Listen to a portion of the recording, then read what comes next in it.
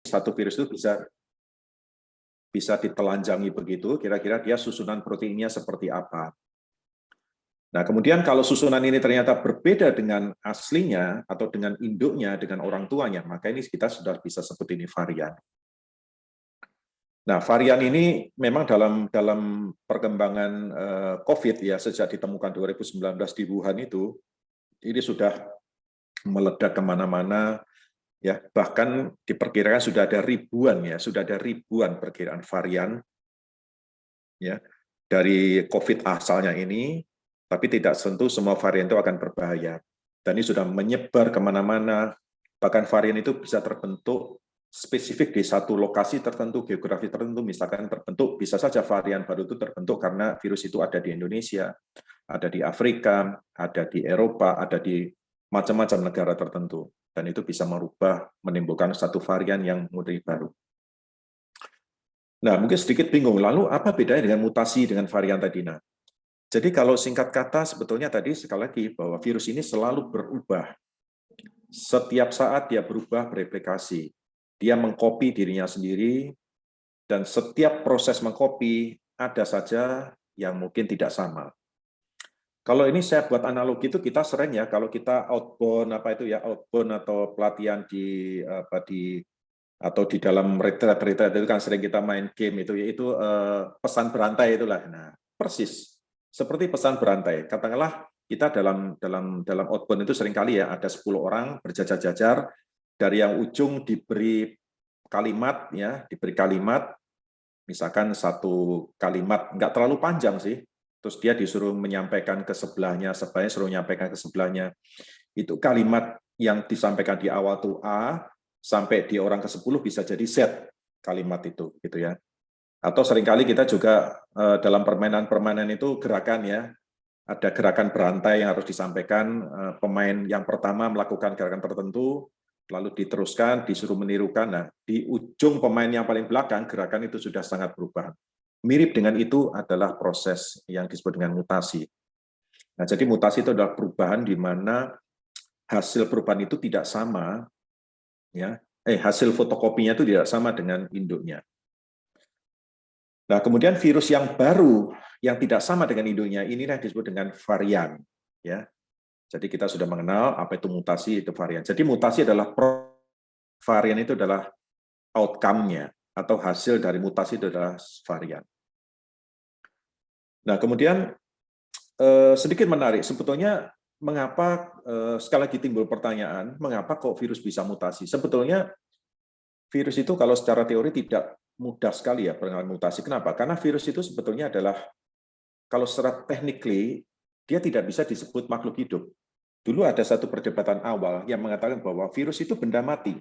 Ada yang berpendapat virus itu benda mati, sama dengan ada berpendapat bahwa bumi itu tidak bulat, bumi itu datar. Sebagian meyakini bahwa bumi itu adalah bulat, tapi sebagian ada yang meyakini juga bumi itu tidak bulat. Sama dengan ini, ada yang meyakini bahwa virus itu adalah benda mati sebetulnya. Salah satu alasan bahwa virus itu dianggap satu benda mati, karena dia tidak bisa hidup kalau tidak ada host atau inangnya. Jadi dia bisa bertahan, dia bisa bereplikasi kalau dia numpang di hostnya. Hostnya tentu saja tidak hanya manusia sebetulnya ya, semua makhluk hidup itu bisa dijadikan host oleh virus tertentu. Nah, ketika dia menginfeksi satu sel, ya, barulah dia bisa berkembang biak yang tadi saya katakan berreplikasi. Replikasi itu seperti fotokopi ya, jadi dari banyak begitu. Tetapi ada yang menganggap bahwa virus ini benda hidup, makhluk hidup, karena dia punya struktur yang disebut dengan RNA, ya, ribonucleic acid. Ribonucleic acid ini adalah satu protein penting yang ada di hampir semua makhluk hidup. Di dalam inti sel kita ada yang disebut dengan RNA. Nah, pada saat virus itu bereplikasi, dia harus menggandakan RNA ini. RNA juga harus diduplikasi supaya nanti bisa muncul virus yang baru lagi. Nah, kemudian di dalam proses duplikasi RNA ini terjadi kesalahan. Kesalahan itu bisa saja susunan proteinnya berbeda. Misalkan protein itu harusnya susunannya A, B, C, D, lalu keliru menjadi A, B, D, C. Nah, itu sudah berubah. Atau seharusnya protein itu A, B, C, D, lalu hanya A, C, D, B-nya hilang, berubah. Atau justru ketambahan, ya harusnya A, B, C, D, tapi ini A, B, C, D, F, ada ketambahan F-nya lagi. Nah, semua perubahan-perubahan itu akan menimbulkan satu varian yang baru. Nah, sebetulnya mutasi ini acak, ya. Mutasi ini tidak bisa kita duga, tidak bisa kita tebak, dia terjadi secara acak dan tidak bisa dihambat memang. Tetapi juga ada yang berkeyakinan atau ada sudah yang menyimpulkan bahwa sebetulnya virus itu mutasi dalam rangka apa? Itu mutasi itu dalam rangka survival. Namanya dia juga setengah hidup, setengah tidak, atau kita sebut setengah makhluk hidup. Dia juga punya daya survival. Jadi mutasi ini juga dimaksudkan atau virus itu punya tujuan untuk apa? Untuk menghindari atau mengelabui sistem imunitas pada manusia. Nah, itulah jadi virus itu sudah punya ini ya, sudah punya apa ya, intelijen gitu ya, sudah punya kecerdasan.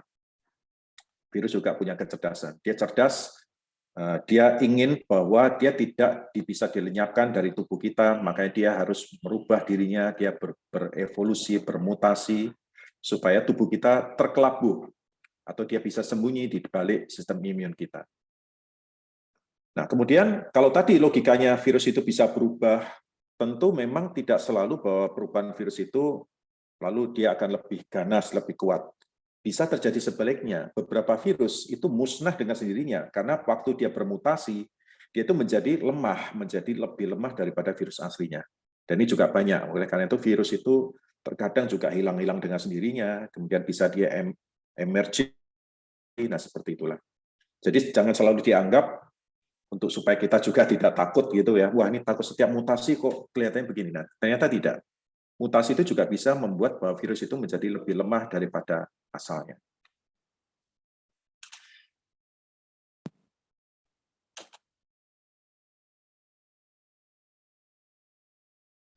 Maaf kok.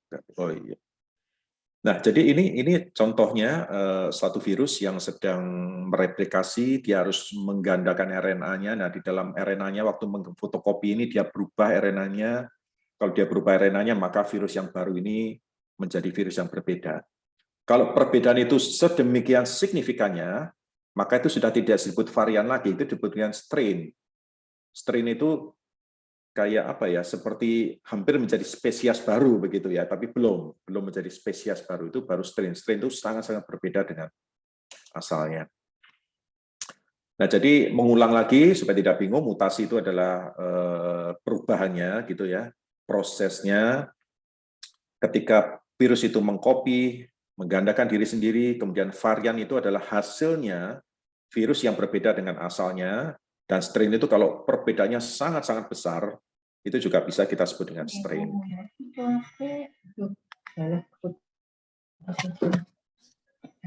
Kemudian, saya lanjutkan, ada suara ya? Saya lanjutkan. Ya, saya lanjutkan. Kemudian, Bapak dan Ibu tentu sudah pernah sering mendengar istilah ini ya, ada variant of interest, ada variant of concern. Jadi ini adalah WHO yang menentukan ya. Jadi WHO itu menentukan virus-virus yang mengalami mutasi tadi ini, mereka mengkelompokkan. Ada yang dikelompokkan sebagai variant of interest, kalau kelompok-kelompok varian ini signifikan berubah, kemudian dia juga menyebar luas di beberapa klaster, di beberapa negara, maka ini sudah bisa dimasukkan dalam variant of interest. Nah, tidak cukup dengan itu. Kalau varian interest ini lebih berkembang lagi, bisa dia menimbulkan satu penyakit yang lebih berat, dia bisa mengelabui imunitas tubuh, dia bisa merubah presentasi klinisnya, gejala klinisnya bisa berubah, atau virus ini juga ternyata bisa merubah beberapa tolok ukur derajat kesehatan, misalkan diagnostiknya menjadi sulit, kemudian obatnya menjadi harus berbeda, kemudian vaksinnya menjadi tidak efektif, padahal vaksin yang pertama itu efektif, kalau varian ini dikasih vaksin ini tidak efektif, maka mereka memasukkan ini dalam variant of concern. Sebenarnya ada satu lagi varian, ya mungkin tidak saya sebutkan di sini. Nah, mengapa WHO menentukan semacam ini? Karena ya ini untuk antisipasi, untuk kewaspadaan kita semua, bahwa variant of interest itu memang perlu diperhatikan, variant of concern itu betul-betul sudah harus diperhatikan atau diantisipasi. Nah, per 13 Juli kemarin, WHO sudah menentukan bahwa ada sekitar 1, 2, 3, 4, 5 varian of concern ya. Dimulai dari dulu sejarahnya ada alpha, beta, gamma, delta, dan yang terakhir adalah omikron. Nah, kemudian tadi bertanya, kenapa kok diberi nama-nama, ini nama-nama bagus ya, huruf-huruf Yunani seperti ini. Nah, nanti ada ceritanya di belakangnya, bagaimana para ahli dunia itu menamakan virus-virus semacam ini. Nah, ini varian of concern. Jadi yang terakhir adalah Omikron. Omikron sebenarnya sudah mulai diberikan warning oleh WHO sejak November 2021 ya. Dan sudah menyebar di puluhan negara, bahkan sekarang mungkin ya 80 negara lebih yang sudah melaporkan ada varian Omikron. Ini adalah yang varian of interest, lebih banyak lagi, tetap diberi nama-nama juga ya, diberi nama-nama juga, nama-nama huruf Yunani, tapi juga ada nama-nama abjad A, B, C, D, dan seterusnya. Ini epsilon, zeta, eta, theta, dan yang terbaru adalah mu. Yang Agustus 2021 juga diberikan satu warning varian of interest. Varian of interest memang sebenarnya tidak berbahaya, tapi bisa saja suatu saat mungkin varian Kappa misalkan ya, varian Kappa ini bisa saja nanti dia punya anak varian lagi yang berbahaya, kemudian kelompok Kappa ini diubah atau dimasukkan dalam varian of concern. Nah, kemudian bagaimana sejarahnya varian-varian ini masuk ke Indonesia? Dari 5 varian tadi, sebetulnya ada satu yang tidak pernah atau yang tidak terdeteksi ya, saya tidak mengatakan tidak pernah, tidak terdeteksi, itu adalah varian yang gamma ya, gamma itu yang dari Brasil itu tidak pernah deteksi di Indonesia. Jadi varian alpha sudah masuk Indonesia sejak Mei, varian beta ditemukan di Bali pertama kali Mei juga, delta kemarin yang heboh sampai menimbulkan puncak pandemi terbesar di negara kita, diawali oleh di Kudus, kemudian menyusul di berbagai termasuk Madura, Bangkalan dan seterusnya ya. Dan varian Omikron yang pertama kali memang juga ditemukan di Jakarta. Kemudian subvariannya yang tadi BA4, BA5 itu ditemukan di Bali. Ya. Nah, apa perbedaan varian-varian ini? Kalau kita lihat di sini, itu perbedaannya adalah sebenarnya simptom hampir-hampir relatif sama lah ya, tidak ada perbedaan signifikan. Cuman memang varian beta dan delta itu dulu terkenal anosmianya ya, tidak bisa membawa itu kan. Tapi varian yang terakhir ini sebenarnya tidak terlalu ada gejala seperti itu. Tetapi apa yang ditakutkan dengan varian Omikron itu karena daya penyebarannya luar biasa. Ada yang menyebutkan bahwa Omikron adalah 500%, 5 kali lebih cepat daripada varian Delta untuk tingkat penyebaran atau transmission rate-nya. Nah, itu yang harus kita waspadai seperti itu. Nah, kemudian tentu bertanya-tanya ya, kok aneh sih nama-nama virus itu kok bingung saja. Nah, sebetulnya gini, mungkin ini sekedar nice to know saja ya, nice to know saja bahwa sebetulnya virus itu kan seperti tadi, seperti hubungan keluarga manusia ya. Jadi ada nenek moyangnya begitu. Nenek moyang virus COVID ini ya yang pertama kali ditemukan di Wuhan ya, Desember 2019 itu. Anggap saja itu adalah kakeknya, lalu kakek ini punya anak, punya parent, dia parent-nya ini punya saudara, punya auntie, punya uncles ya, punya keponakan, cucu dan seterusnya. Nah, virus yang pertama kali di Cina itu diberi label huruf yaitu virus A dan virus B ya. Nah, ini sistem dari Pango ya, Pango sistem yang memberikan huruf-huruf semacam ini. Jadi ini seperti bab ya. Jadi kalau para sejawat, para dosen, karyawan, mungkin ada mahasiswa juga di sini. Kalau kita mau menyusun makalah, itu kan ada babnya. Nah, itu seperti itu penomorannya. A itu pendahuluan ya, B itu latar belakang gitu ya. Nah, nanti B-nya itu ada B.1, ada B.2, B.3. Nah, sama seperti itu. Jadi virus B itu kalau ada variannya, nanti varian yang ini diberikan B1. Ada varian yang lainnya, masih dari B disebut B2.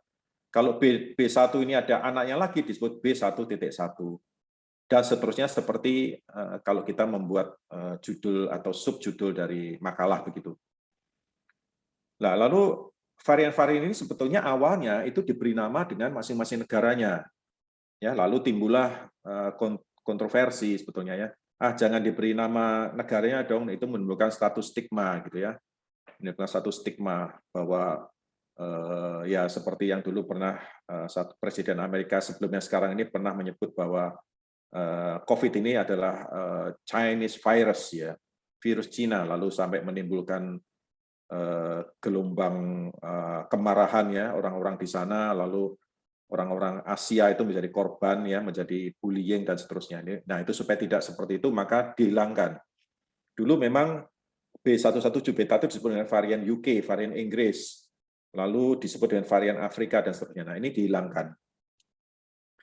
Lalu WHO sistem alfabet yang dari Yunani. Nah, ini tapi tidak semuanya, itu hanya untuk beberapa varian of concern. Jadi virus B117 itu yang dari UK itu diberi nama alpha, beta, gamma dan seterusnya. Nah, ini kok lompat? Ini sebenarnya tidak lompat ya. Setelah delta itu ada beberapa huruf Yunani yang tadi varian of interest ya. Tapi di antara varian interest itu sekian lama nggak ada, kemudian pada saat memakai Omicron ini kok menggila lagi virus ini, maka Omicron dimasukkan sebagai variant of concern. Nah, itu ceritanya. Ini urut-urutannya per November 2001. Apakah nanti ada lebih dari Omicron itu sebenarnya kalau di huruf abjad dia huruf ke-15 saya ingat saya. Kalau nggak salah huruf ke-15 dalam Yunani, alfa, beta, gamma, delta, eta dan seterusnya. Dia huruf ke-15. Berarti sudah ada sekian banyak mutasi virus itu belum anak-anaknya tadi. Maka dikatakan mungkin ada ribuan. Lalu yang menjadi pertanyaan adalah apakah setiap varian yang terbentuk baru itu menimbulkan penyakit yang lebih berat?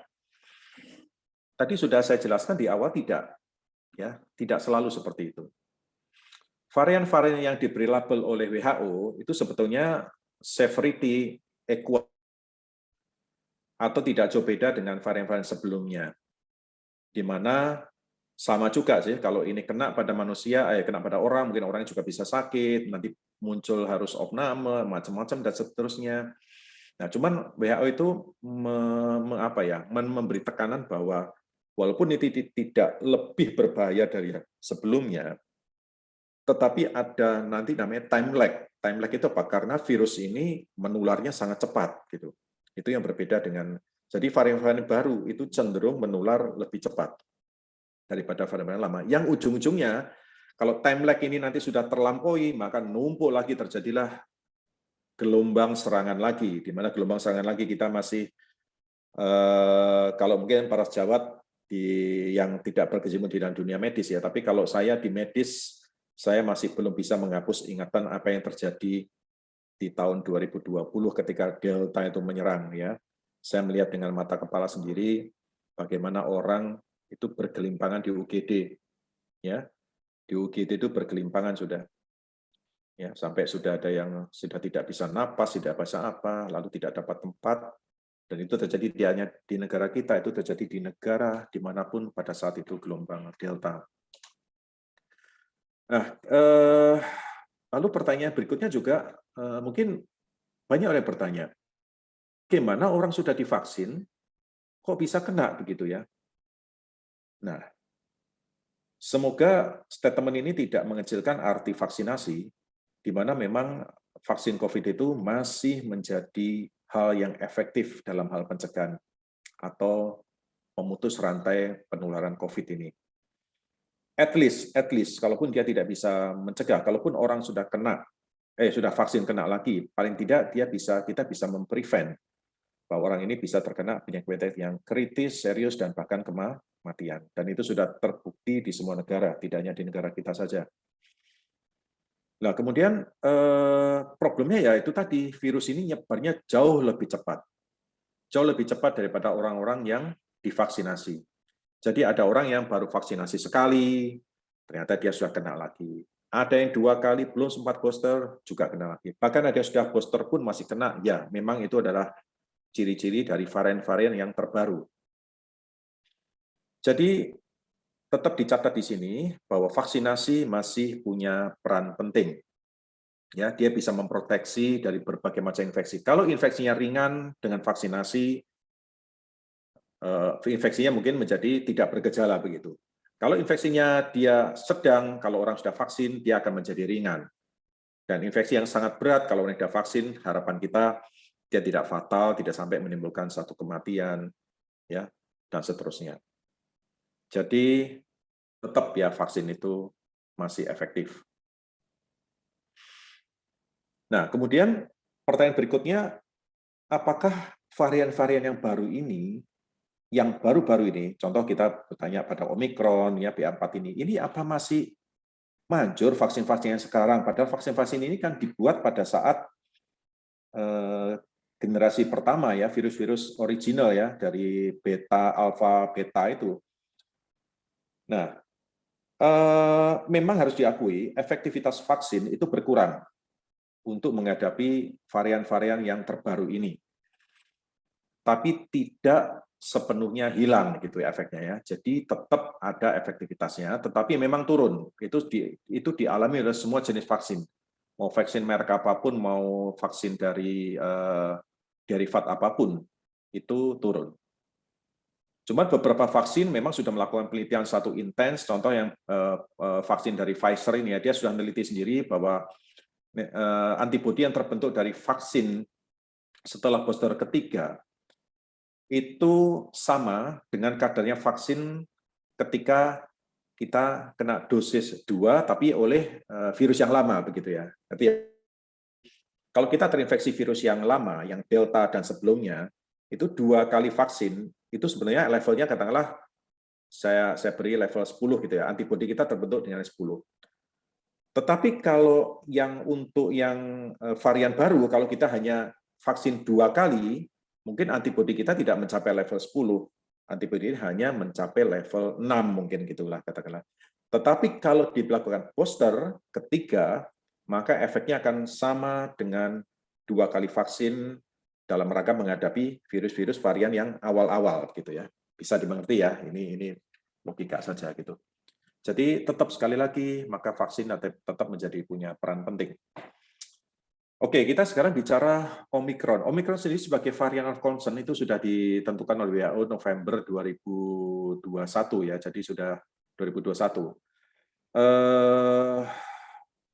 Jadi nama aslinya sebetulnya ini varian dari Afrika, dari South Africa B1.1529.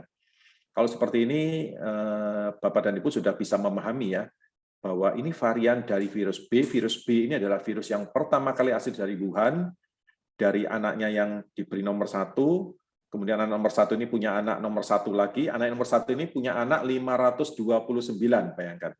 Sudah sebanyak itu. Maka proses varian ini sebenarnya ribuan ya, sudah ribuan. Tapi khusus untuk yang ini gitu ya, khusus untuk yang ini itu mutasinya gede banget gitu. Ya. Jadi sehingga memang didapatkan bukti bahwa virus ini bisa mereinfeksi lagi loh. Jadi orang kalau sudah kena lalu jangan tenang-tenang, aku sudah kena kok. Bahkan ada yang mengatakan aku sudah kena 2 kali kok, aku tidak mungkin kena lagi. Oh, tapi tidak untuk Omikron. Omikron reinfeksinya cukup tinggi. Dan kemudian yang menjadi problem juga selain reinfeksi tinggi, dia juga penularannya juga sangat tinggi. Nah, Omikron ini punya subvarian, itu diberi huruf BA1 sampai BA5. Ya, itu yang subvarian yang terbesarnya begitu.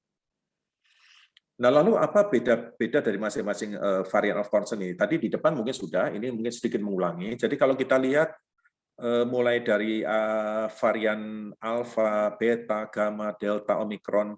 Mungkin gamma yang tidak masuk di Indonesia ya, satu-satunya varian yang belum terdeteksi di Indonesia itu adalah varian gamma.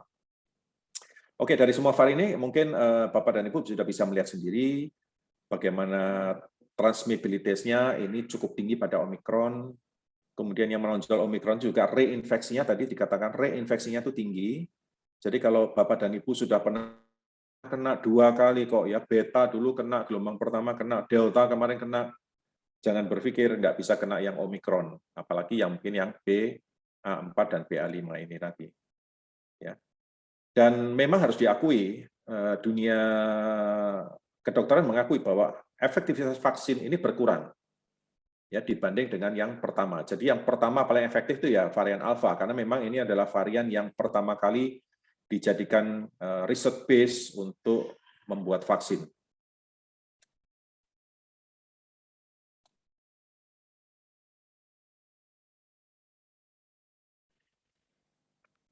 Nah, kemudian tadi ada satu kelompok lagi disebut dengan varian under monitoring ya. Jadi tadi ada varian of interest, ada varian of concern, ada juga varian under monitoring. Jadi under monitoring ya dalam pengawasan itulah ya.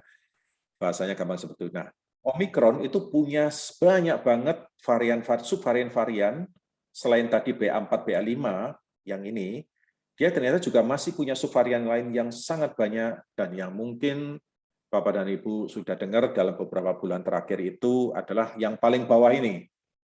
Ya, ini anak cucu atau kita sebut Omicron itu enggak tahu sudah cucu keberapa dari virus awalnya ya. Jadi mungkin ini cucut atau cicit atau apanya itu istilahnya, cicit atau canggahnya begitu ya. Ini adalah BA2.75 yang secara salah kaprah ini diberi nama Centaurus ya, Centaurus ya. Centauri ya, sebuah gugusan bintang ya kalau nggak salah Centauri itu. Nah, kita lihat sendiri bagaimana perkembangan BA4 dan BA5. Jadi seiring dengan delta hijau ini delta ya. Jadi delta ini sudah menurun ya, bahkan sekarang mungkin sudah minimal banget di beberapa negara. Maka disusul dengan Omicron itu aslinya BA1, BA2 ini ya. Jadi yang warna pink dengan warna biru. Yang warna pink tinggi, tapi akhir ini juga sudah mulai turun ya, BA1, BA2 itu menyusul tinggi, kemudian tapi akhir-akhir ini juga sudah mulai turun lagi. Nah, lalu kita harus waspada pada dua varian yang berwarna orange dan kuning ini adalah BA4 dan BA5 yang trennya naik. Nah, ini dinamika dari Omicron sendiri ya, ini dinamika Omicron seperti ini. Jadi kita nanti akan diperkirakan menghadapi dengan varian-varian BA4 dan BA5, di mana BA1 dan BA2-nya sudah jauh menurun. Kita sudah nggak mikir Delta lagi ya, Delta udah minimal sekali, nggak tahu sudah hilang juga dari peredaran ya. Karena memang diperkirakan sekitar 80-90% itu sekarang varian beredar di dunia adalah varian Omicron. Nah, kemudian apa yang menarik juga, varian Omicron ini juga sedikit berbeda dalam penelitian. Sebetulnya semua virus itu COVID itu inkubasinya 1-14 hari ya, di mana rata-ratanya 5-6 hari. Jadi inkubasi ini harus dimaknai begini ya, Bapak dan Ibu. Jadi kalau ada seseorang yang hari ini mengeluh demam, ya, kemudian batuk-batuk, pagi, siangnya dia rapid atau PCR, ternyata hari itu dinyatakan positif, jangan beranggapan bahwa virus hari itu baru masuk. Mungkin virus ini bisa masuk kemarin, atau virusnya sudah masuk 14 hari yang lalu. Nah, karena itulah pentingnya tracking ya. Tracking ini juga tidak mudah. Kalau dulu awal-awal masih ingat ya sejarahnya COVID pertama kali bulan Maret tahun 2020 di Indonesia, itu trackingnya mudah karena hanya kurang dari 10 orang yang diketahui, mulai dari yang di Jakarta itu yang ikut pesta dansa dan seterusnya itu, nah itu ditelusuri tidak sulit. Tetapi bagaimana kita bisa men-tracking sekarang yang sudah mungkin jutaan orang? Tentu sulit, tetapi kalau case by case mungkin bisa saja ya. Jadi kalau Bapak dan Ibu misalkan hari ini dinyatakan positif COVID melalui tes PCR atau mungkin rapid, maka kita harus berpikir bahwa ini virus saya ini masuk mulai dari kemarin sampai 14 hari yang lalu. Nah, memang harus diingat-ingat apa yang terjadi selama 1 hari kemarin sampai 14 hari kemarin, kontak dengan siapa saja, ketemu dengan siapa saja. Ada baiknya orang-orang yang kontak dengan orang yang positif memang diberitahu. Ya, diberitahu bahwa, tapi rata-rata 5-6 hari begitu ya. Nah, inkubasinya, nah kalau untuk yang Omicron ini memang rata-rata lebih pendek. Dikatakan rata-rata 3 hari. Kalau yang umum mungkin sekitar 5-6 hari. Kalau yang Omicron itu hanya berkisar 3 hari. Ini data di Amerika dan Eropa. Kemudian juga Omicron ini lebih capable ya, menginfeksi orang yang sudah pernah kena COVID sebelumnya. Dikatakan 5,4 kali lebih tinggi resiko kena infeksi lagi dibanding dengan virus Delta. Nah, kemudian yang menarik juga bahwa Omicron ini juga bisa mengelabui sistem imun kita. Jadi seolah-olah dia bersembunyi atau melarikan diri dari sistem imun escape istilahnya gitu ya. Sehingga orang juga akan lebih mudah infeksi. Walaupun dia sudah punya antibodi, katakanlah. Antibodinya itu ketipu gitu ya. Ini tukang tipu kalau saya bilang Omicron yang varian baru ini. Karena dia sering menipu sistem imun kita sehingga dan akhirnya kita juga tertular. Kalau Omicron yang umum, gejalanya ya sebenarnya tidak jauh beda dengan varian-varian sebelumnya, nyeri kepala, pilek, batuk, tenggorokan, dan seterusnya. ini gejala-gejala seperti flu, kita tidak bisa bedakan orang flu atau kena COVID kalau tidak melalui suatu pemeriksaan. Dan orang yang divaksinasi biasanya keluhannya sama tapi lebih ringan, ya. Sama juga kok, masih ada batuk-batuk tapi ringan. Kemudian apa fakta-fakta Omikron yang kita dapatkan bahwa nah ini update terbaru sudah menjangkiti 89 negara, dia sudah mengambil alih Delta, jadi Delta ini sudah take over ya sama Omikron. Jadi dominan di dunia ini adalah kalau ketemu orang positif, kita yakin bahwa ini adalah Omikron, bukan lagi Delta. Spektrumnya sangat luas, mulai dari yang sangat ringan sampai sangat berat juga ada. Angka kematian karena Omikron juga masih cukup banyak. Dan siapakah yang berisiko? Orang yang berisiko adalah orang-orang yang belum divaksin. Karena kalau sampai saat ini ada orang belum divaksin, ini ketinggalan kereta banget ya.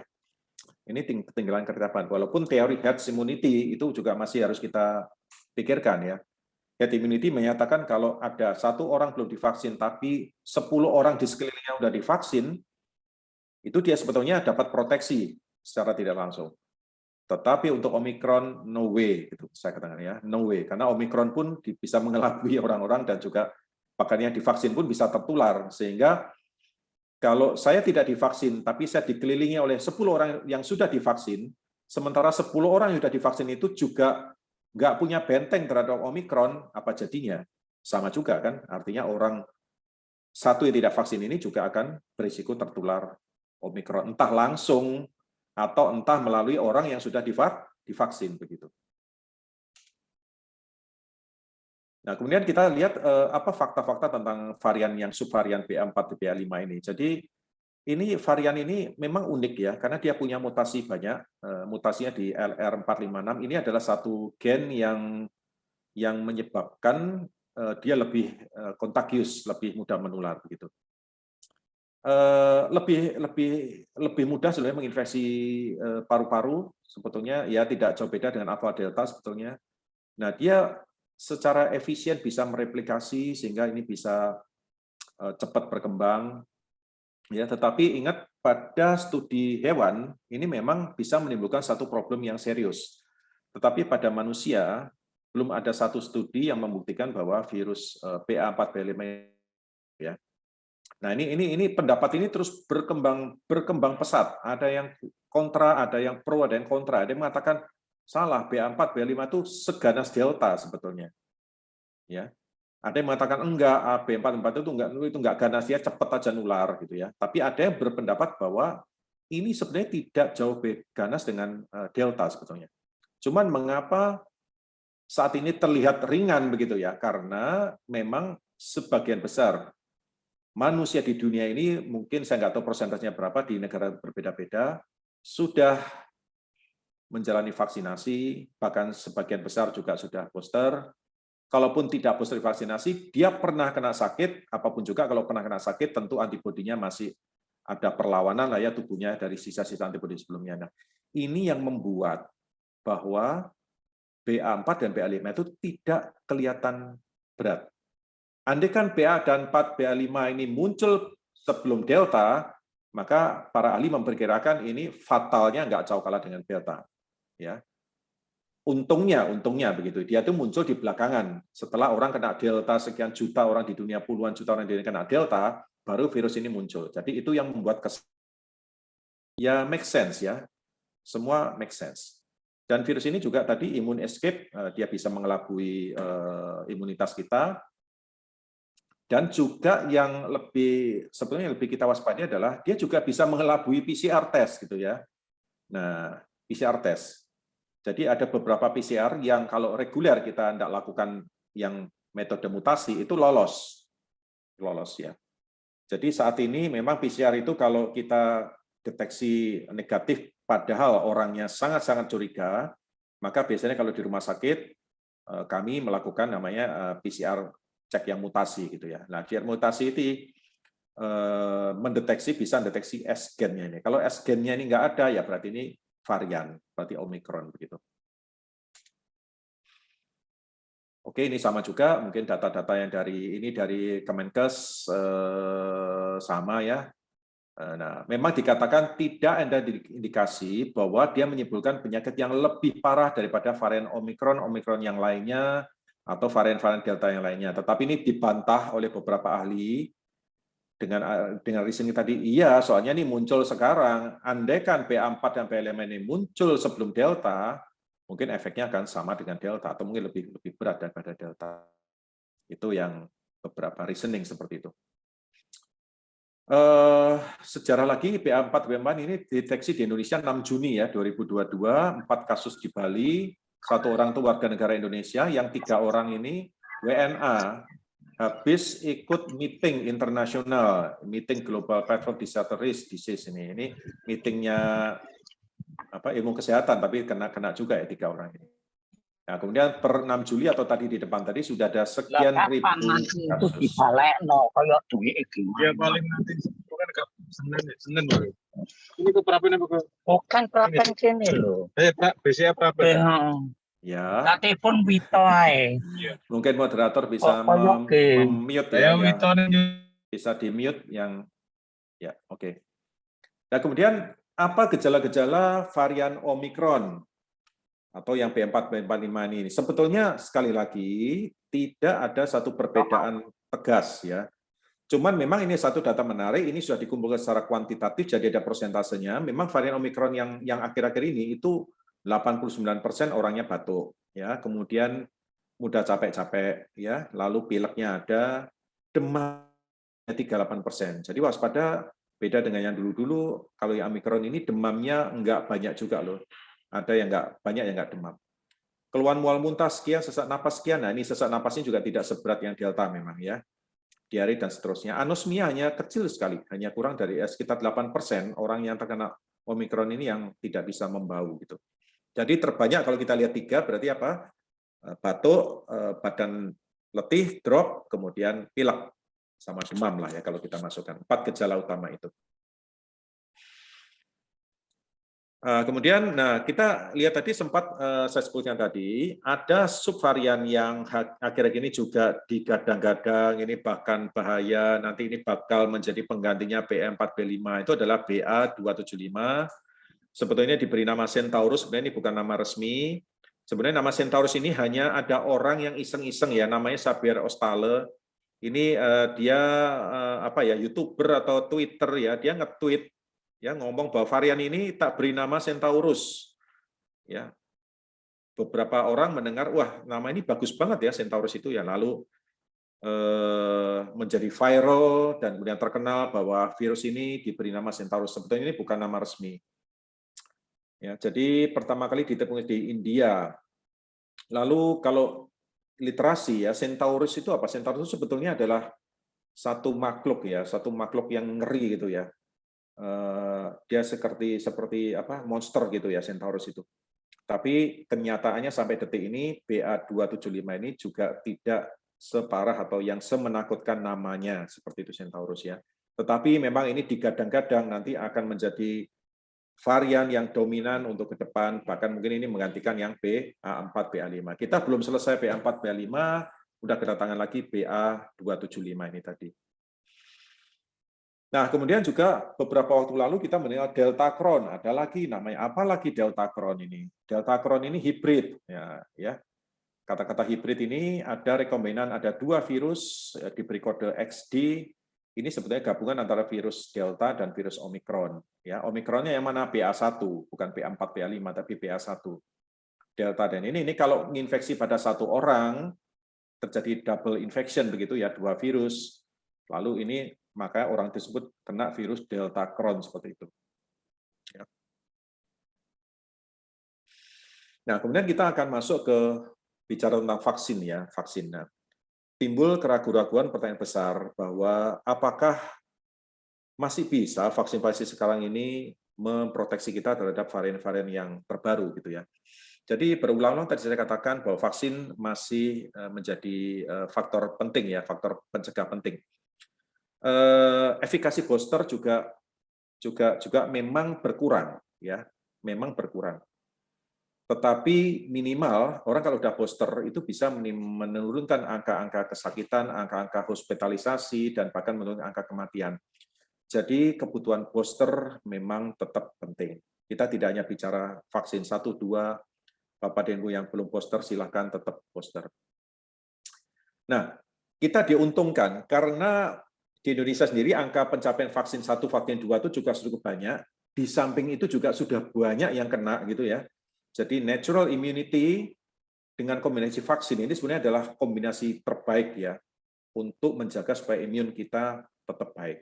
Bukan artinya, wah kalau begitu sengaja sakit saja ya, bukan sengaja sakit. Bapak dan Ibu yang pernah sakit, kemudian sekian bulan kan boleh divaksin. Nah, itu kombinasi yang sebetulnya kombinasi yang baik ya. Pernah sakit dan divaksin, atau vaksin pernah sakit juga. Nah, itu sebenarnya antibodinya tuh saling mendukung gitu. Nah, ini dijawab oleh Astra dan Pfizer ya, dua vaksin yang terdepan, ya memang yang terbanyak di dunia dipakai, yang efikasinya memang ya cukup baik. Astra dan Pfizer sudah meneliti perbandingan antara Delta dengan Omicron. Jadi yang ada garis-garis ini adalah Delta, yang polos ini adalah Omicron. Ini kalau vaksin 2 dosis selama 24 minggu, maka efektivitasnya memang untuk Omicron turun. Memang ini tidak bisa dipungkiri. Bahkan setelah 25 minggu kemudian, efikasi untuk Omicron hampir tidak ada. Ya, jadi tidak punya proteksi. Tetapi kalau di booster, maka efektivitasnya bisa naik cukup signifikan. Ya, 62% lagi, tapi tetap kalah dibanding dengan Delta. Dan juga Pfizer, dia mengklaim bahwa efikasi setelah 2 dosis beberapa minggu untuk Delta dan Omicron memang masih lumayan, tapi Omicron memang lebih rendah. Setelah 25 minggu, hampir habis, ini tinggal sekian, tapi kalau di booster ini bisa naik lagi 67% efikasinya. Jadi di sini apa? Menekankan pentingnya booster. Ya, kalau kita hanya mengandalkan vaksin 1 dan vaksin 2, habis sudah. Vaksin 1, vaksin 2, sekian minggu, lebih dari sekian bulan, bahkan mungkin sudah setahun, maka Omicron itu hampir-hampir kita tidak punya tameng terhadap infeksi Omicron. Oleh karena itu, booster yang menjadi pemegang peran penting. Ini juga sudah diteliti oleh Andrew, sudah teliti bahwa ini virus original di Omicron, kalau hanya mengandalkan 2 dosis, yang Omicron jauh efektivitasnya, antibodinya ya. Ini level antibodinya jauh, hanya terbentuk sedikit, tapi kalau di booster, maka proteksi terhadap Omicron, antibodi terhadap Omicron ini bisa 25 kali lebih tinggi kalau kita melakukan booster. Ini juga sudah dijawab juga oleh Pfizer yang tadi mirip-mirip tadi ya. Jadi kalau makin lama itu antibodi memang turun, tapi kalau di booster dia akan naik lagi. Dan turunnya itu signifikan untuk yang Omicron ya. Jadi Omicron dengan Delta memang jauh lebih efektif untuk Delta vaksin ini, tapi untuk Omicron masih bisa. Tapi kalau di booster lumayan lah, paling tidak gitu. Ini juga sama untuk varian untuk Pfizer yang berbasis mRNA, itu untuk Delta dan Omicron memang mau tidak mau selalu dikatakan bahwa Omicron efektivitasnya lebih rendah dibanding dengan Delta. Ya. Tapi setelah 3 dosis, ini bisa naik lagi, mencapai 90. Ini penelitiannya dari Pfizer sendiri juga. Nah, kemudian yang menjadi tantangan ke depan, apakah nanti bisa satu vaksin yang bisa nah ini satu tantangan ya, ini satu tantangan. Tetapi ada harapan karena saya update beberapa dari sumber-sumber yang valid bahwa ini sekarang sudah diteliti. Ada satu vaksin yang disebut dengan Mosaic ya, Mosaic 8 ya, Mosaic 8 nama vaksinnya, sedang diteliti. Dia mengandung nanoparticle base yang dikembangkan oleh Caltech ya. Caltech ini California Institute of Technology dari Oxford University, yang digadang-gadang bahwa ini dia sedang meneliti pada manusia dan pada hewan coba dulu ya, bukan manusia, dan primata non-human, bahwa vaksin ini digadang-gadang nanti bisa melindungi dari berbagai macam varian virus ya. Bahkan dia bisa juga ke SARS dan juga golongan-golongan coronavirus yang lainnya gitu. Tetapi apakah ini cukup? Mungkin ini cukup untuk varian-varian sekarang, tapi ingat dalam 1, 2, 3 bulan ke depan Kemudian ada varian-varian baru yang mungkin tidak tercakup. Tapi kalau ini bisa mengcover satu family, satu coronavirus, ya mungkin ini lumayan ya. Ini digadang-gadang, kita masih menunggu hasilnya. Kemudian bagaimana vaksin generasi ke depan? Nah, ini juga sudah ada penelitian ya. Ada penelitian, ada vaksin ya seperti patch gitu ya, seperti koyo ditempelkan sekecil ini bentuknya. Jadi ditempelkan ini ada duri-duri lembut sekali, itu ditempelkan tidak nyeri ya. Ini sudah dikembangkan oleh Vaxas ya di Queensland. Ini juga digadang-gadang bisa ya ke depan nanti. Dan diberikan adjuvan supaya dia lebih efektif vaksinnya. Kemudian juga ada yang sudah mengembangkan vaksin nggak perlu suntik-suntik, vaksin nanti disemprot di hidung ya, seperti obat yang alergi di hidung disemprotkan di hidung. Ini sudah dikembangkan oleh AstraZeneca. Kita masih menunggu hasilnya bagaimana. Ini juga dikatakan efektif karena memang titik masuknya virus ini kan di saluran nafas ya. Jadi kalau itu vaksin langsung disemprotkan di situ, katakanlah diharapkan itu akan jauh lebih efektif ya. Nah, kemudian yang terakhir kali mungkin sekitar 2 atau 3 slide lagi saya akhiri presentasi ini. Nah, sekarang pertanyaannya bagaimana kita mencegah Omikron? Jawabannya klasik. Mungkin Bapak dan Ibu sudah bosan mendengar kata-kata protokol kesehatan.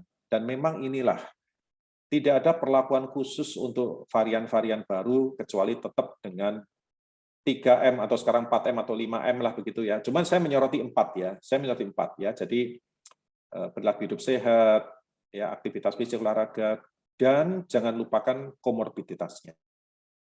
Sebetulnya ini juga bukan barang baru ya. Jadi kalau Bapak dan Ibu atau siapa yang punya keluarga ada diabetesnya, ada hipertensinya, ada penyakit autoimunnya, tolong penyakit-penyakit komorbidnya itu harus betul-betul dikendalikan ya. Karena itu rentannya banget. Kalau masalah Omikron ini rentan banget.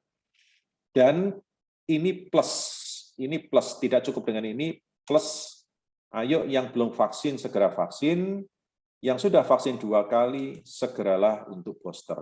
Ya. Tadi data-data sudah saya sebutkan seberapa efektifnya booster itu meningkatkan lagi ya imunitas kita yang sudah rendah dan bahkan tidak ada proteksi sama sekali terhadap Omikron. Tapi kalau kita booster lumayan itu tameng kita terhadap Omikron lumayan tinggi lagi ya, walaupun tidak setinggi yang Delta dulu seperti itu. Itulah pentingnya booster. Kemudian untuk Bapak dan Ibu yang di institusi ya sudah banyak ya sudah mengeluarkan protokol-protokol untuk yang office protokol, ada protokol sekolah dan sebagainya. Ya mungkin saya mengingatkan lagi kalau di kantor-kantor barangkali ini ya alat-alat kantor ini juga jangan dipakai rame-rame ya. Pulpen ini kan biasalah kita ini kan pasti butuh alat ini, pulpen, gunting, ini jangan dipakai rame-rame, udah bawa sendiri-sendiri ya, jangan pinjam-pinjaman. Kemudian alat-alat makan dan termasuk proses makan bersama ya, itu dari ventilasi harus bagus ya. Saya tidak tahu di Petra ini kan orangnya ahli-ahli arsitektur ya, jadi tentu sudah paham bagaimana secara saya yakin gedung-gedung ruangan Petra ini sudah ventilasi sudah bagus semua ya, dan semacam itulah tambahan aja untuk yang protokol office ya di kantor-kantor tempat kita bekerja. Dan juga ini penting juga, nah ini penting juga harus mulai ada kesadaran. Jadi kalau sakit, ayo jangan ngantor, ya. Kalau sudah sumur-sumur demam jangan ngantor. Tapi ini juga lalu jangan dijadikan media untuk alasan bolos ya. Nah ini banyak ini. Saya juga banyak sudah kedatangan beberapa orang yang saya tahu ini alasan pengen bolos saja nih, tapi pura-pura ini lalu istilahnya minta surat work from home ya, WFH begitu ya. Tetapi kalau betul-betul Bapak dan Ibu memang badannya nggak enak, mohon di rumah saja ya, jangan ngantor ya. Tentu bagian HRD atau personalia ya harus paham betul ya bahwa memang di era-era naiknya pandemi yang Omikron ini tentu kalau ada karyawan yang sakit, ada staf yang sakit, tolong diistirahatkan di rumah dan itu harus dimaklumi begitu. Ini satu brosur dari Kementerian Kesehatan. Ini saya tayangkan di akhir. Saya sih jujur saya tidak yakin terhadap brosur ini ya. Dikatakan masyarakat Indonesia lebih disiplin dalam melakukan protokol kesehatan. Apa iya gitu ya? Saya meragukan tanda besar ya. Cakupan vaksinasi COVID sudah cukup luas. Oke, mungkin ini bisa kita andalkan. Dan tingginya kesadaran imunitas masyarakat ini sebenarnya juga belum ada riset ya. Belum ada riset apakah betul orang Indonesia itu kadar antibodi sudah tinggi karena sebagian sudah pernah vaksin atau sebagian sudah pernah sakit begitu ya. Nah, tapi yang pertama ini yang perlu saya tanyakan, apakah betul kita sudah disiplin dalam menerapkan protokol kesehatan? Ini pertanyaan ini harus kita lempar ke diri kita masing-masing ya.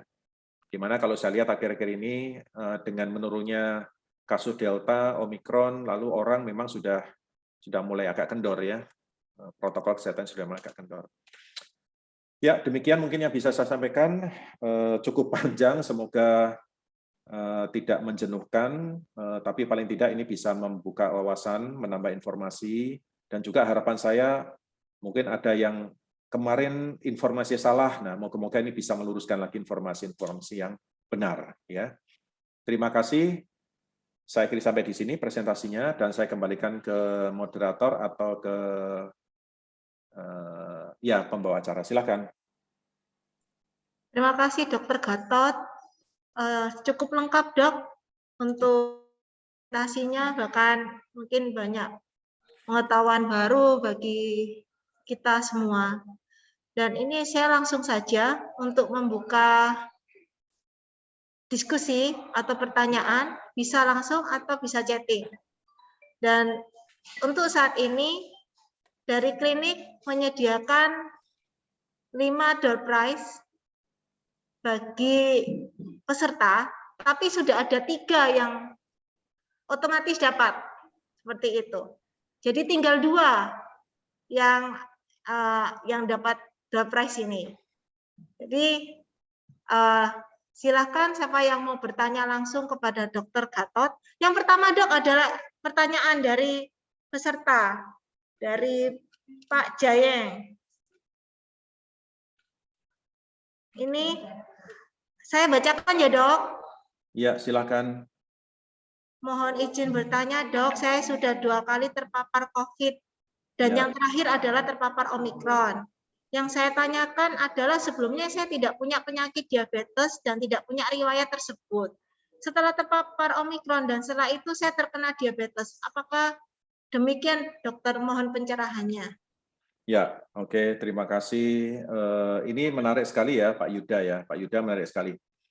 Jadi timbul kesan bahwa setelah kena COVID 2 kali, lalu pertanyaannya adalah apakah COVID menimbulkan penyakit diabetes begitu ya. Nah, saya akan jawab begini. Jadi tadi sama ya, jadi hati-hati walaupun Bapak sudah kena Omikron, tapi nggak tahu ini Omikron yang mana. Kayaknya Omikron yang BA1, BA2 ya, kemungkinan besar ya, BA1, BA2. Lalu hati-hati, yang BA4, BA5 ini apakah bisa kena lagi? Masih bisa kena lagi. Ya. BA4, BA5 ini dia pandai mengelabui. Ya, hati-hati, tetap hati-hati. Lalu bagaimana dengan diabetesnya? Nah, saya mengatakan begini, secara theoretically ya, sebetulnya orang diabetes itu tidak terjadi dalam hitungan hari. Orang sakit diabetes itu pastilah akan menjalani satu proses. Proses ini adalah proses yang bisa berlangsung berbulan-bulan dan bertahun-tahun. Jadi tidak adalah orang itu yang saya ambil contoh ekstrim, saya malam tidur nggak apa-apa, saya pagi bangun jadi diabetes. Tidak bisa seperti itu. Hampir-hampir tidak pernah terjadi. Nah, yang mungkin Bapak alami adalah memang di dalam tubuh Bapak itu sudah ada cikal bakal diabetes atau kita sebut pre-diabetes. Saya juga belum bertanya kepada Pak Yuda apakah yakin betul bahwa memang gulanya sudah fine normal sebelum itu, apakah sudah mulai ada peningkatan kadar gula yang tipis gitu ya, naik tipis lah gitu ya. Ini kalau ada orang yang nyebut ini diabetes tipis gitu ya. Mungkin kalau kita ingat gula puasa itu maksimal 100, mungkin kita sudah 102, 105, 110 begitu ya. Dan juga mungkin jarang orang yang mengecek namanya A1C ya. A1C itu adalah gula rata-rata. Mirip dengan saya sering menganalogikan gula rata-rata itu dengan rapot sekolah gitu ya. Kan kita tidak bisa menilai anak ini pandai atau tidak, masih pandai tidak hanya dengan ulangan hariannya. Ya. Atau hanya dengan ulangan harian. Kita harus lihat rapotnya dong. Ulangan harian bagus, rapotnya bagus ya cocoknya. Nah, saya menduga mungkin Bapak memang sudah ada apa ya, bibit, kalau kita anggap bibit atau kita sebut prediabetes, kondisi prediabetes di mana itu sudah gray area yang kemudian pada saat terkena COVID, Omikron ataupun apapun itu tipe variannya, maka itu akan terjadi perubahan signifikan dalam tubuh, di mana infeksi itu bisa mengganggu metabolisme, bisa mengganggu kemampuan pankreas produksi insulin, bisa mengganggu reseptornya insulin juga, sehingga apa yang terjadi? Yang tadi sudah tipis-tipis itu nyata, menjadi full blown begitu ya. Nah, kalau teorinya seperti itu. Tetapi tidak ada yang membuat satu statement bahwa Omikron itu bisa menimbulkan orang diabetes, tidak. Tapi Omikron ini semacam pemicu, Pak, triggernya begitu ya, trigger pemicu. Saya juga masih ingat, saya ada satu pasien dulu waktu saya masih pendidikan itu, ini pasien menarik sampai kita presentasikan di level forum ilmiah nasional gitu ya. Ada seorang, saya dulu punya pasien yang masih muda ya, umurnya 20 sekian tahun ya, seorang ibu muda, lalu dia ya gampangannya stres berat sampai bunuh diri dengan cara menyiram, lalu dia membakar dirinya sendiri, tapi dia survive, dia mengalami luka bakar yang serius, itu dalam perawatannya dia menjadi diabetes. Nah, itu juga sama. Bahkan dia diabetesnya mengarah ke diabetes tipe 1. Diabetes tipe 1 itu diabetes yang tidak bisa lagi dengan obat, dia harus pakai insulin gitu ya. Nah, padahal dia sebelumnya baik-baik saja, tidak ada problem, cek-cek gulanya juga normal, bahkan pada awal-awal dia luka bakar itu nggak apa-apa, masih gulanya normal. Tapi dalam perawatan selanjutnya, luka bakar itu kan perawatannya lama banget ya, sampai berbulan-bulan ngerawat luka bakar itu dalam perkembangan dia menjadi diabetes dan luar biasa gulanya. Nah, itu teorinya sama juga. Sebetulnya di dalam orang tersebut atau di dalam tubuh Bapak itu sudah ada satu bibit atau satu trigger atau satu predisposisi, kalau kita istilahkan gitu ya, predisposing faktor atau prediabetesnya yang kemudian terpicu oleh proses terkena virus COVID, di mana virus COVID ini kan teorinya sama, walaupun ringan, tapi sebenarnya di dalam tubuh itu mesti ada proses-proses inflamasi. Kalau yang berat kita sebut dengan badai sitokin itu, cytokine storm, dan seterusnya. Itulah yang mungkin bisa men-trigger kenapa diabetesnya muncul ya, terpicu ya, tapi bukan penyebab. Kita bedakan antara kausa, etiologi dengan yang trigger atau pemicunya. Mungkin itu jawaban saya. Berikutnya lagi. Mungkin ini bisa saya baca langsung ya dari chat ini ya. Silakan dokter. Ya. Ada beberapa pertanyaan yang sama dokter mengenai anak-anak sekolah. Silakan dokter. Ya, menurut Dok, ini kedepannya kasus COVID akan menurun terus, normal, kasusnya bisa meledak lagi. Ya, sudah onset. Nah, betul Bu, kita tidak pernah bisa, ini harusnya pakar epidemiologi yang sudah harus menjelaskan. Mengingat ini memang kita sudah agak mengendorkan. Bahkan kemarin menurut saya juga sedikit mengkritisi ya, bahwa pemerintah tergesa-gesa ya membuat satu statement bahwa kalau di public area kita sudah tidak perlu masker gitu ya. Itu juga dikritisi. Tetaplah dengan banyaknya yang sekolah sudah onsite, ya tempat-tempat wisata dibuka. Saya jujur kemarin juga ada kongres di Semarang, itu kita juga mengunjungi berbagai objek wisata, itu sudah penuh orang. Dan mengingat bahwa varian yang beredar saat ini adalah sangat mudah menular, maka potensi ledakannya mungkin bisa diramalkan akan terjadi lagi. Cuman ada faktor ini, kalau ibaratnya itu gas sama rem, ada yang ngerem, ada yang ngegas. Yang ngegas itu ya virusnya. Yang ngerem itu sebenarnya apa? Yang ngerem itu adalah cakupan vaksinasi. Oleh karena itu, pemerintah sekarang lagi menggalak-galakkan lagi bagaimana masyarakat supaya mau melakukan booster ya.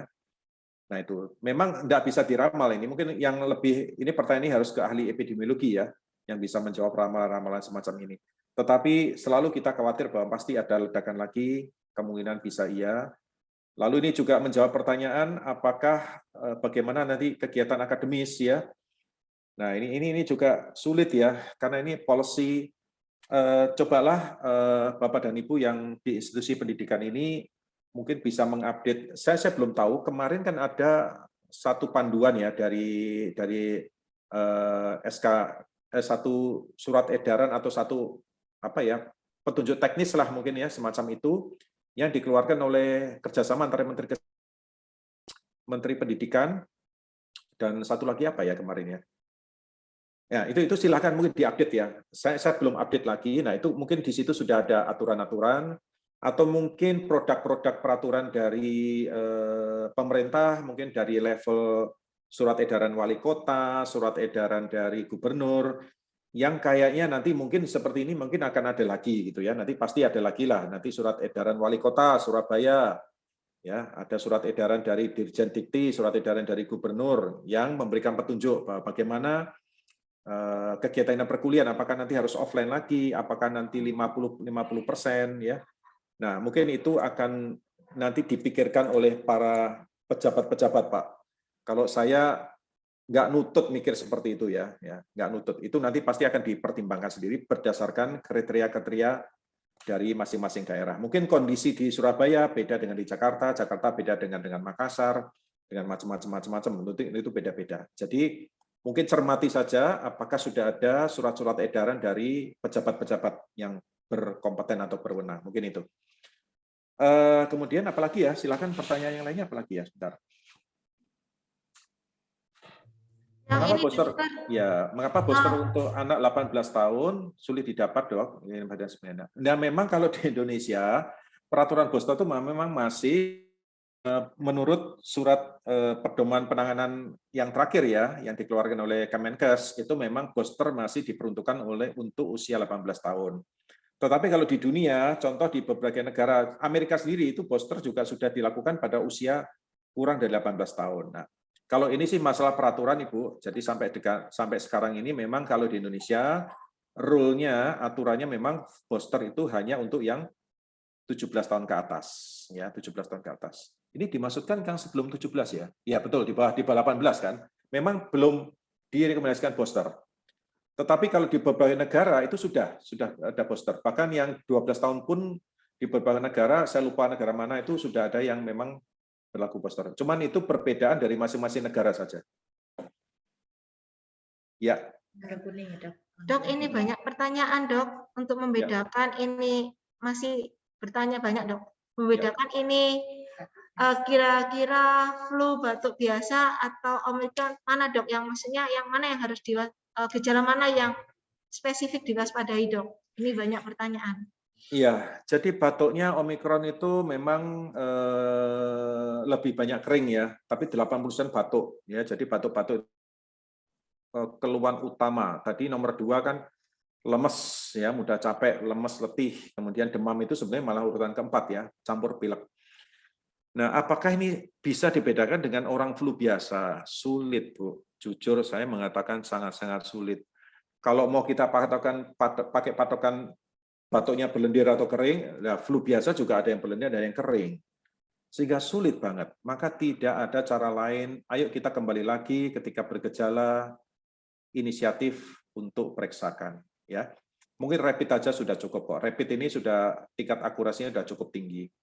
Tetapi kalau misalkan rapid, saya juga menemui, nah problemnya kan apa BA4 dan BA5 ini dengan rapid juga masih sensitif. Saya juga sebetulnya masih meragukan. Kalau gejalanya memang betul-betul nyata sementara rapidnya negatif atau jelas ya, jelas ini ya, jelas itu maksudnya begini. Misalkan di dalam satu keluarga katakanlah suami istri atau orang tua dengan anak. Katakanlah ada suami yang positif, ini tidur sama istrinya setiap malam satu ranjang ya, makan bareng-bareng ya, semuanya aktivitas bareng di rumah. Istrinya PCR positif, kok suaminya negatif? Nah, kalau itu saya meragukan banget sih. Mungkin itu adalah yang kita negatif ya. Kalau seperti itu ya lakukan dengan PCR ya. PCR pun mungkin kalau memang mencurigakan ini adalah varian Omikron, PCR-nya bisa dimintakan yang PCR mutasi begitu ya. PCR yang mutasi bukan PCR yang reguler seperti biasa.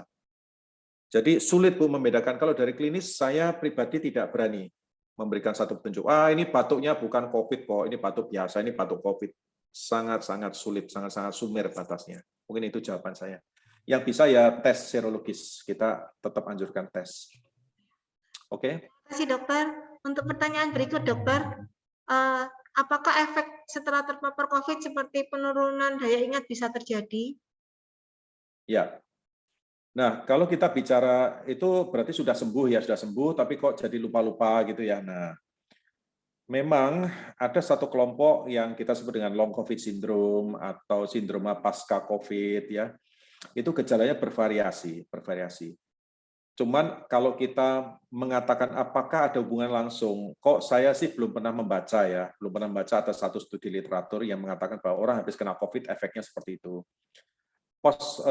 Long COVID syndrome itu lebih ke arah gejala pernapasan yang sering-sering masih bermasalah, atau mungkin secara physical performance-nya gitu ya. Physical performance-nya dia masih gampang capek, mudah letih gitu-gitu ya. Performanya nggak bisa seperti dulu.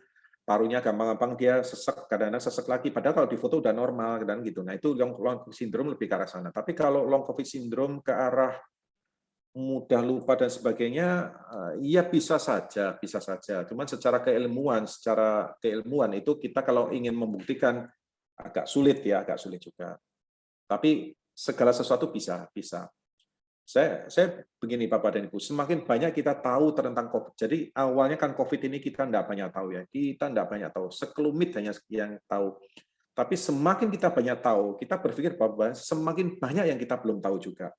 Nah, ini kan prinsip keilmuan ya. Jadi semakin banyak kita tahu satu ilmu, kita ini berpikir sebaliknya, berarti banyak loh yang kita belum tahu juga. Nah, sama dengan COVID ini. Jadi COVID ini sudah banyak pengetahuan, sudah banyak informasi yang sudah diteliti ya. Tiap hari nggak ada hentinya orang meneliti COVID, tetapi masih banyak hal-hal yang belum kita ketahui. Terutama apabila COVID ini terus mengalami mutasi tadi. Mungkin itu jawaban saya. Jadi bisa ya, bisa tidak jawabannya.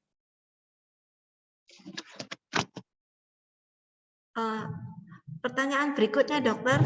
Apakah dengan rutin minum vitamin itu juga bagian dari pencegahan, Dokter? Ya. Vitamin mulai dari B, C, vitamin D, zinc ya, kemudian apalagi itu banyak, itu memang sudah terbukti. Secara saintifik memang terbukti itu bisa meningkatkan imunitas tubuh. Khusus untuk di Indonesia juga ada beberapa petunjuk dari Satgas ya, dari Satgas itu kemarin kan Indonesia juga bisa memakai obat-obat tradisional. Cuman saya kalau ditanya, saya bukan pakar obat tradisional, jadi saya tidak menguasai itu, tapi juga bisa. Di Indonesia itu panduan Indonesia itu menambahkan itu ya. Boleh ditambahkan dengan obat-obat tradisional Indonesia juga bisa. Jadi sudah banyak satu evidence, satu risetnya sudah secara ilmiah itu sudah betul bahwa meminum vitamin, meminum vitamin D, B, C, zinc dan macam-macam itu bisa meningkatkan imunitas kita dalam rangka di pandemi ya. Oke, silakan diteruskan Bapak dan Ibu kalau memang itu sudah dilakukan ya, meminum vitamin. Dokter, ini mungkin pertanyaan terakhir ya, Dok, karena ini waktu ya. Apakah COVID ini bisa hilang selamanya? Nah, beberapa pakar mengatakan tidak akan. Ya, beberapa pakar mengatakan tidak akan. Yang terjadi adalah tadi kita bersahabat, kita menjadikan penyakit ini adalah satu penyakit endemis. Ya, kalau endemis itu ya kita nggak terlalu bermusuhan lah. Ini musuh dalam selimut atau teman dalam musuh apa ya istilahnya ya? Ya itulah. Jadi tidak akan ada yang bisa memastikan bahwa COVID ini akan hilang. Beberapa penyakit menular, problemnya adalah COVID ini adalah, jadi virus corona itu adalah memang terkenal virus yang mudah mengalami mutasi. Jadi kalau dulu kita khawatir ya bahwa virus ini begitu hebatnya menular, bla bla bla dan sebagainya. Nah, suatu saat kalau misalkan herd immunity ya, herd immunity udah tercapai di dunia, katakanlah nggak hanya kita bicara negara ya, di dunia sudah mencapai herd immunity, katakanlah 70-80% orangnya sudah vaksin atau sudah pernah kena sakit, ya, tetap virus ini mungkin tidak bisa hilang karena tadi itu bahwa virus coronavirus adalah satu virus yang sangat-sangat mudah mengalami mutasi. Ya, jadi kalau mutasinya berbeda-beda lagi, mungkin sudah bisa strain baru, mungkin ke depan ada istilah virus COVID-3, versi 3, versi 4, versi 5, saya nggak tahu juga. Nah, jadi memang sulit untuk ya. Memang tidak ada upaya lain kecuali ya tadi itu kita lupa bahwa herd immunity itu penting. Herd immunity itu dicapai ya semua orang pernah sakit atau semua orang vaksin atau dua-duanya begitu ya. Kita tentu tidak membiarkan orang sakit ya. Karena habis sakit orang punya antibodi. Yang kita tempuh tentu orang adalah dikebalkan dengan vaksinasi. Cuman vaksinasi ini berkembang terus. Nah, pertanyaan menariknya adalah apakah nanti perlu booster keempat? kemungkinan akan perlu. Mungkin ke-5 bisa jadi. Dok, nanti ada dosis ke-6 bisa jadi.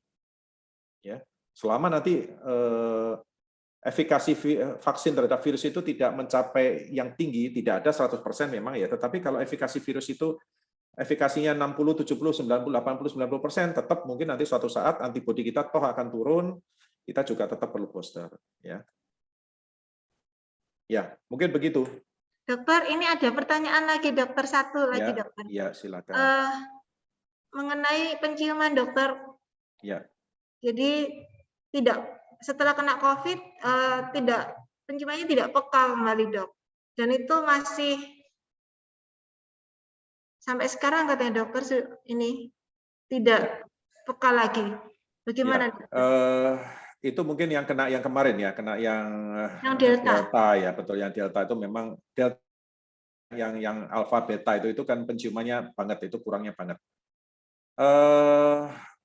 Saya tidak berani menyimpulkan tergesa-gesa ya bahwa mungkin itu ada kerusakan struktur atau kerusakan selaput lendir di hidung. Jadi sensor pembawaan itu sebetulnya ada jadi hidung kita itu kayak agak rongga di dalamnya, itu di atapnya rongga hidung itu ada sensor ujung nervus kedua. Nervus kedua itu nervus 1. Nervus 1 itu sensor olfaktorius pembawaan ya. Mungkin di situ ada kerusakan atau mungkin ada semacam sikatrik jaringan parut, maka ada baiknya Bapak dan Ibu ke dokter THT supaya bisa diperiksa lebih lanjut. Harusnya kehilangan pembawaan pasca COVID itu sebenarnya bisa pulih ya. Banyak orang yang bahkan sebelum virusnya negatif itu sudah pulih kok, sudah pulih harusnya. Tapi kalau sampai PCR sudah negatif, sudah sembuh kok pembawanya masih belum hilang, mungkin ada damage ya, mungkin ada kerusakan selaput lendir atau mukosa di situ. Monggo Bapak dan Ibu mungkin lebih memastikan lagi ke THT. Kalau saya belum berani memastikan karena memang harus diperiksa dulu apakah ada kerusakan sensornya ya, sensornya di hidung, di dalam hidung itu. Mungkin itu. Terima kasih, dokter. Ya. Saya kira sudah semua ya pertanyaan. Ya. Mohon maaf kalau pertanyaannya ada yang belum dijawab. Tadi itu sudah dijawab sebenarnya, cuma sama, pertanyaannya sama, jadi sudah dijawab oleh dokter Gatot, tidak bisa satu-satu, karena pertanyaannya intinya sama, jadi semua saya kira sudah dijawab oleh dokter Gatot dengan jelas. Ya. Itu kami akhiri sampai sekian. Kami mengucapkan banyak terima kasih kepada dokter Gatot Sugiharto, dan mungkin dokter nanti kita akan ketemu kembali dengan topik yang berbeda, dan kami berharap dokter mau juga memberikan pencerahan kepada kami, dan nanti juga mungkin kami kalau ada konsul kami akan konsul pada dokter Gatot, karena ya kami sudah kenal sama dokter Gatot, apalagi di mitra keluarga ya dok ya, Waru ya dok. Ya, silakan. Ya, dokter terima kasih banyak atas waktunya, dan kepada rekan-rekan Civitas sudah ada 5 door prize yang akan kami bagikan nanti setelah ini. Dan saya minta waktunya dokter Gatot ya, untuk teman-teman juga untuk buka kamera untuk dokumentasi. Ya. Sudah semua. Mohon tim multimedianya untuk bisa mengambil foto bersama. Dimohon untuk open cam semua, teman-teman.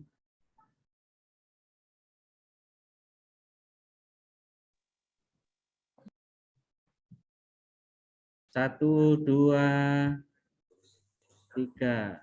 Sebentar ya, ada 3 halaman, tunggu sebentar. 1, 2, 1 lagi. 1, 2. Iya, terima kasih.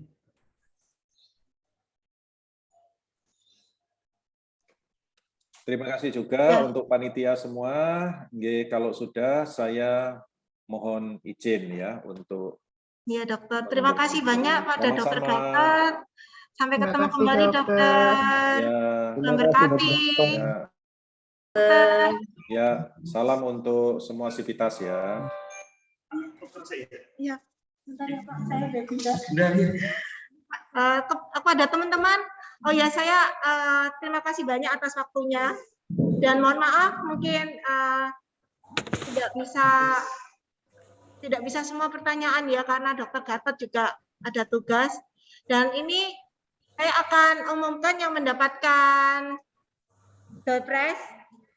Yang pertama kepada Ibu Agustin, selamat Ibu mendapatkan door prize dari klinik untuk webinar ini karena Bu Agustin on kamera terus dari awal sampai akhir. Jadi selamat Bu Agustin karena Bu Agustin selalu on kamera. Kemudian Terima kasih. kepada Pak Yuda Jayeng yang memberikan pertanyaan yang pertama, kami berikan kepada Pak Yuda Jayeng juga mendapatkan door prize dari klinik Pratama yang disponsori oleh Prodia. Kemudian kepada Ibu Kurnia Yulianing Tias mendapatkan karena Bu Nia peserta setia webinar klinik. Kalau klinik mengadakan webinar, Ibu selalu ikut. Kemudian juga dua terakhir kepada Pak Eko karena memberikan pertanyaan yang cukup menarik. Pak Eko BAU. Selamat juga kepada Pak Eko. Dan yang terakhir kepada Ibu Lani. Ibu Lani juga Ibu Lani Susanti yang akan mendapatkan door prize dari Klinik UK Petra yang disponsori oleh Prodia. Selamat kepada semua dan bisa diambil di Klinik Pratama UK Petra. Sekali lagi kami mengucapkan banyak terima kasih kepada Civitas atas partisipasinya dan kami sampai ketemu untuk webinar selanjutnya. Terima kasih, selamat siang, Tuhan memberkati, salam sehat selalu. Terima kasih Dokter Ervin. Sama-sama. Teman-teman Terima kasih, Dok. Terima kasih, Silakan. Dok. Terima kasih, Dok. Terima kasih. Anak masih. Nanti mereka menjadi kotaan.